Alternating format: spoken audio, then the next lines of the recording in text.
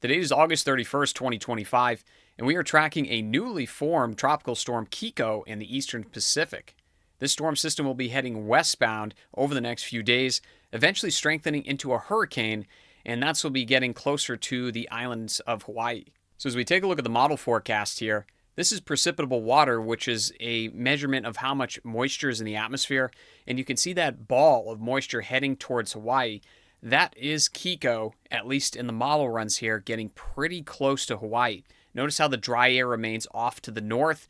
This is a different type of pattern we normally see out in the Pacific. Usually we have this drier air a bit farther to the south, so we'll see how close Kiko gets to Hawaii. Right now it is going to be a pretty close call, but there's still a lot of uncertainty and a chance the storm could remain well off to the south. So as you take a look at the spaghetti plot models here, you can see they go off to the west but don't quite make it to Hawaii.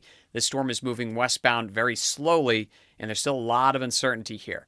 I want to point your attention to the focus of the models closer to the southern side of this track, and that's what we'll probably see. The storm system stay on the southern side of that cone, but there's still a lot of uncertainty, and some of the longer range models take the storm a bit farther off to the north. So this is something we'll have to keep a close eye on for the islands of Hawaii. Of course, several more days to go, a lot of uncertainty, but it's still a possibility the storm system could get close to the island and maybe make the first landfall in Hawaii in over 30 years.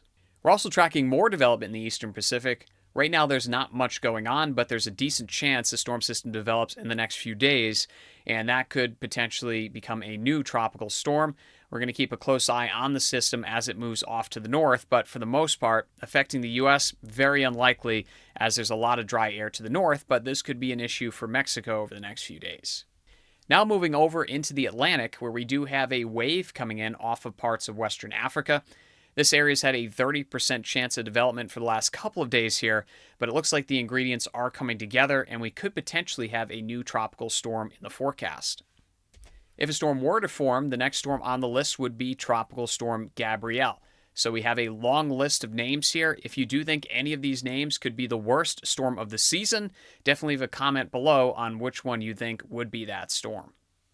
As we take a look at the model forecast here for the Atlantic, this is precipitable water once again, and you can see the focus right there over the next couple of days by Thursday, getting an organized system together, most likely a tropical storm, but then it heads right out into the open waters. The one place that could potentially have a problem, I'm thinking, may be Bermuda, although there's still a lot of uncertainty here once again, but it looks like this may be the most likely track for the storm to head more northward instead of southward, which could potentially be an issue for Bermuda. But right now, it's most likely going to remain a fish storm once again, but it does give us an idea that the Atlantic is becoming a bit more active over the next several days here. And here's a wind forecast for that storm that could potentially form. This would be into next weekend. It becomes a bit more organized and then starts to head closer to Bermuda. Notice how the wind field does intensify a little bit, but it remains pretty focused. So we could have a stronger tropical storm here, maybe a Category 1 hurricane, but definitely not the same development that Aaron had just a couple of weeks ago. So before we move on to talk about weather in the continental U.S., I want to talk about our new weather app, Storm Chance. Storm Chance is an impact-based weather app where we'll be focusing on major weather systems across the country. We'll have hyperlocal weather forecasts and how those storms will impact your area via video forecasts and also weather data. And we'll have regular weather updates for the rest of the country as well. If you do have any questions on the weather app, definitely leave a comment below or reach out through our website. So as we take a look at weather across the country here, there's a lot of focus of rain across the southern plains, central plains, and then down to Florida. The reason why the focused rainfall is because we have a blocking weather pattern where there's cooler air on the eastern side of this pattern and then warmer air off to the west. So that would be in the Rockies, the cool air into the Midwest and Northeast. This pattern is not going to change much over the next few days, and that could also bring another chance of flooding in parts of the country again. Localized flooding, nothing too crazy, but definitely something to keep an eye on as it remains quiet for the rest of the country.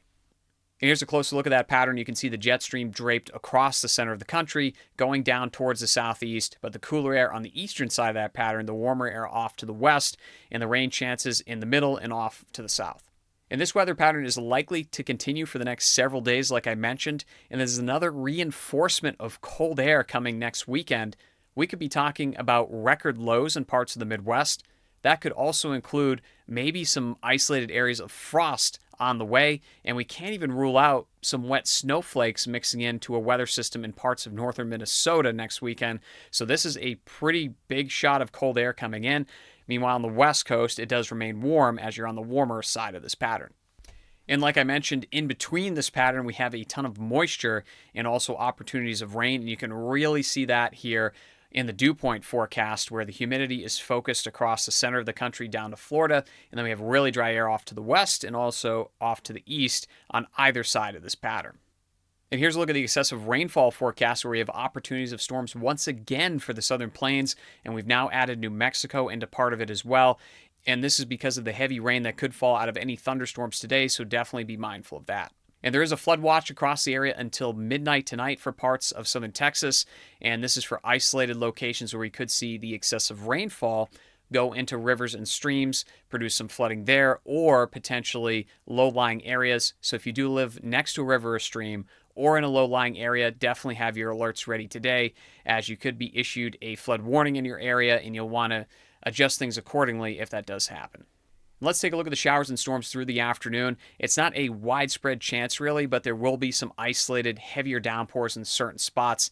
Definitely be mindful of this as we head through the afternoon, as you do have that flood risk, and any more heavy rainfall could exacerbate things, especially over the next few hours.